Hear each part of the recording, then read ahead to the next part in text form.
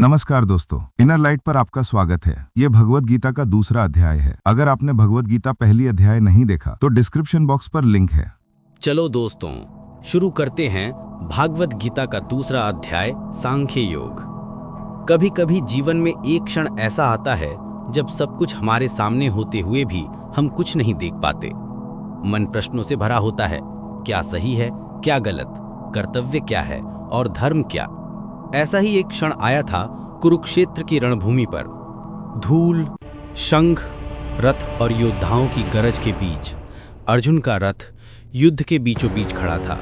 सामने कौरवों की सेना, अपने ही बंधु, गुरु और सखा।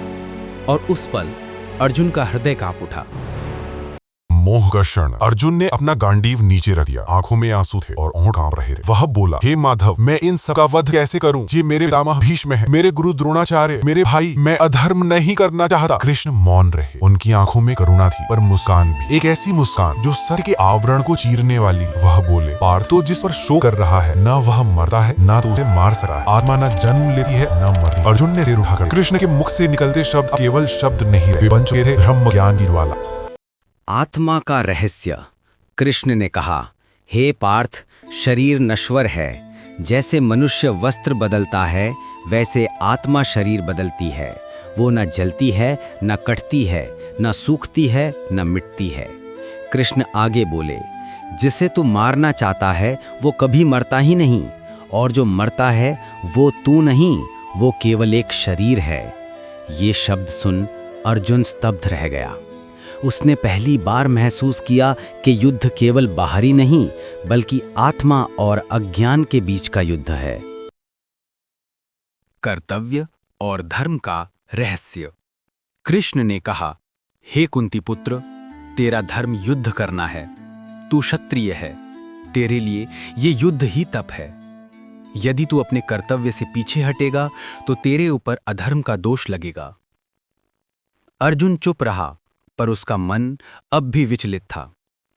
तब कृष्ण ने कहा, सुन अर्जुन, ये समझ ले, तेरा अधिकार केवल कर्म करने में है, फल में नहीं। कर्मण्येव अधिकारस्ते मा फलेषु कदाचन। तू कर्म कर, पर फल की चिंता मत कर। जब कर्म ईश्वर को अर्पित होता है, तब वह पवित्र बन जाता है। कृष्ण ने उसे समझाया, जो व्यक्ति अपने कर्म के परिणाम से मुक्त रहता है, वही सच्चा योगी है। जो सुख दुख, लाभ हानि, जय पराजय में समान रहता है, वही आत्मसंयमी है। मन और योग का रहस्य। कृष्ण ने कहा, जब मन विषयों की ओर भागता है तब वो शत्रु बन जाता है, और जब वही मन आत्मा में स्थित होता है तब वही मुक्ति का मार्ग बनता है। उन्होंने कहा, जो इंद्रियों को संयमित कर लेता है, जो क्रोध और लोभ पर विजय पा लेता है, वही स्थित प्रज्ञ होता है। कृष्ण बोले, जब मनुष्य अपने कर्म को भगवान को समर्पित करता है, तब वो बंधन से मुक्त हो जाता है। ये है कर्म योग, यही है ज्ञान योग। कर्म और ज्ञान जब एक हो जाते हैं, तभी आत्मा मुक्त होती है। अर्जुन का जागरण।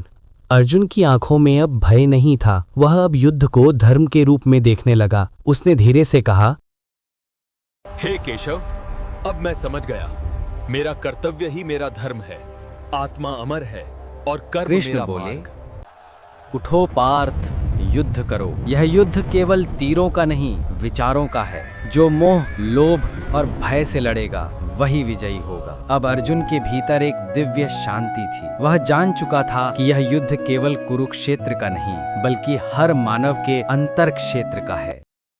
ज्ञान योग का सार। कृष्ण ने अंत में कहा, जो व्यक्ति अपने कर्म को ईश्वर को अर्पित करता है, जो आसक्ति छोड़ देता है, वही योगी है, वही ज्ञानी है, वही मुक्त है। जब मनुष्य ये समझ लेता है कि आत्मा न मरती है, तब उसके सभी भय समाप्त हो जाते हैं। अर्जुन अब अपने धनुष पर हाथ रखता है। उसके नेत्रों में करुणा नहीं, दृढ़ता है। वह जान चुका है कि धर्म और कर्तव्य में कोई भेद नहीं। कर्म वही है जो निस्वार्थ है, और योग वही जो स्थिर है। समापन। आत्मा की विजय। जब अर्जुन ने रथ आगे बढ़ाया तो जैसे समय ने फिर से गति पकड़ी। योद्धा गर्जन करने लगे, शंखनाद फिर गूंज उठा और जीवन ने एक नया अध्याय शुरू किया जहां संशय मिट चुका था और ज्ञान का प्रकाश फैल चुका था। दूसरा अध्याय केवल युद्ध भूमि की कहानी नहीं, ये तो हर मनुष्य के भीतर चल रहे युद्ध की कथा है, जहां एक ओर मोह और भय हैं और दूसरी ओर सत्य और कर्तव्य। हर बार जब हम अपने कर्म से पीछे हटते हैं, कृष्ण की वाणी हमें पुकारती है, कर्तव्य करो, परिणाम की चिंता मत करो, क्योंकि यही है ज्ञान योग का रहस्य जो आत्मा को मुक्त करता है। जो मनुष्य अपने कर्म को ईश्वर को समर्पित करता है वही सच्चा ज्ञानी है, वही अर्जुन है और वही विजेता। अगर आपको भगवद गीता अध्याय 2 सांख्य योग का ये सार पसंद आया हो तो वीडियो को लाइक कीजिए, अपने दोस्तों तक ये दिव्य ज्ञान पहुंचाने के लिए शेयर कीजिए और ऐसी ही आध्यात्मिक कहानियां और गीता ज्ञान पाने के लिए हमारे चैनल को सब्सक्राइब करना बिल्कुल ना भूलें। आपका एक एक क्लिक हमें और भी अच्छा कंटेंट बनाने की शक्ति देता है। धन्यवाद। जय Shri Krishna. Thanks for watching.